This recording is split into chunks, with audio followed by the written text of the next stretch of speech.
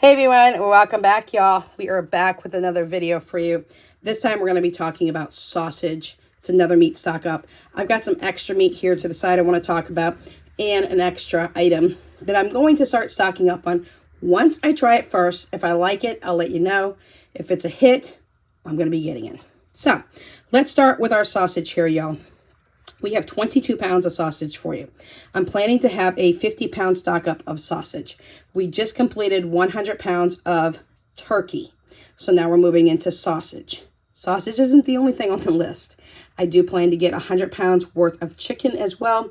And we'll be talking about ground turkey over here on the right-hand side here in a minute. So we have about 6 1-pound rolls here of regular sausage. We have 2 6-pound rolls of medium sausage. We've got a couple of rolls of the Italian sausage and 2 other ones of the pork sausage as well. So we have a total of 22 pounds of sausage currently. Yes, this had to be pulled out of my freezer.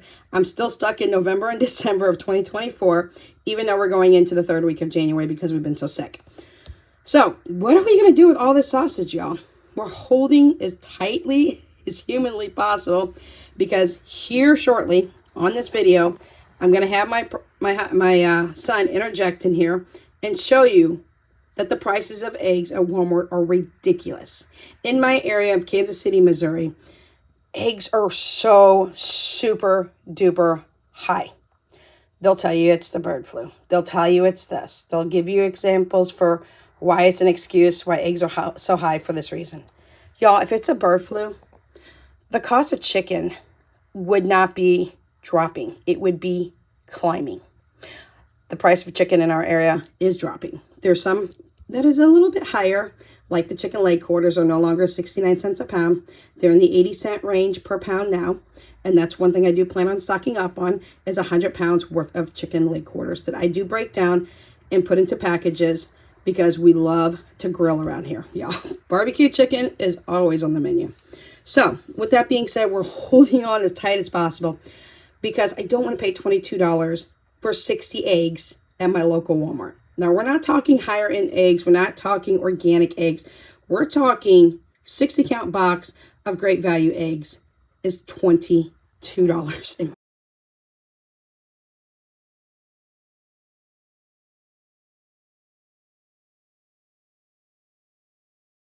Area.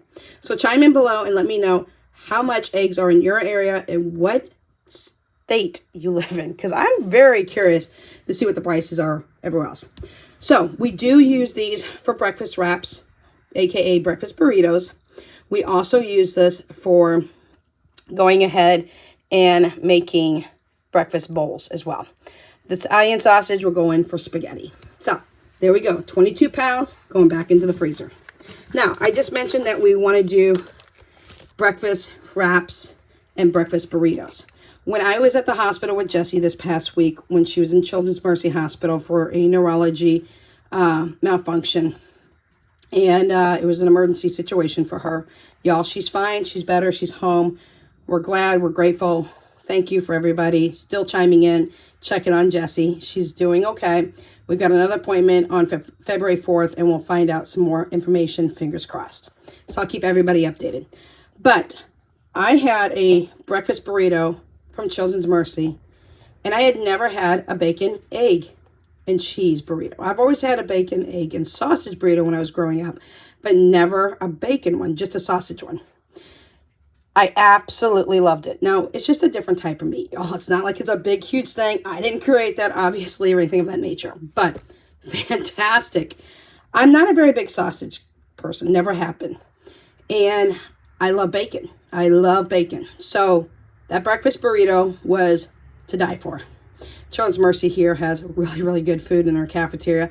Not a lot of people say that about hospital food, but our cafeteria at Children's Mercy is fantastic.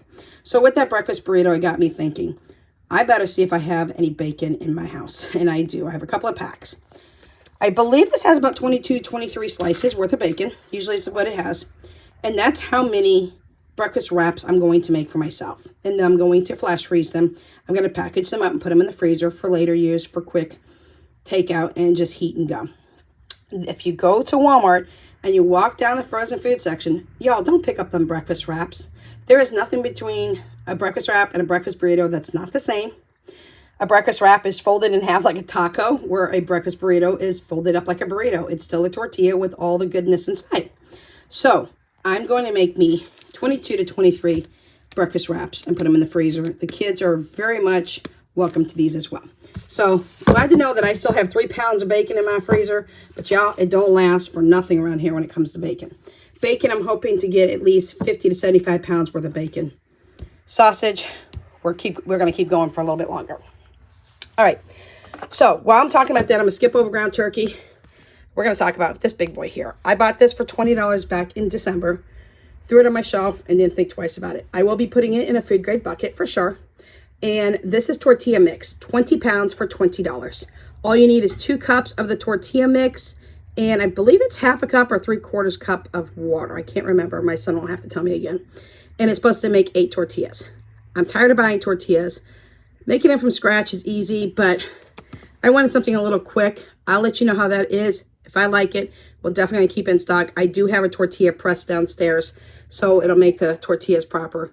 And we got this. So it's a new item in my little arsenal over here of prepping, and I'm hoping that we really like it because that's a big bag. And if 1 pound makes 8 tortillas, y'all, 20 pounds times 8, that means 160 tortillas is what I should get out of this $20 bag of tortilla mix. So I will let you guys know. If we like it, we'll keep it on stock. If we like it, I'll let you know.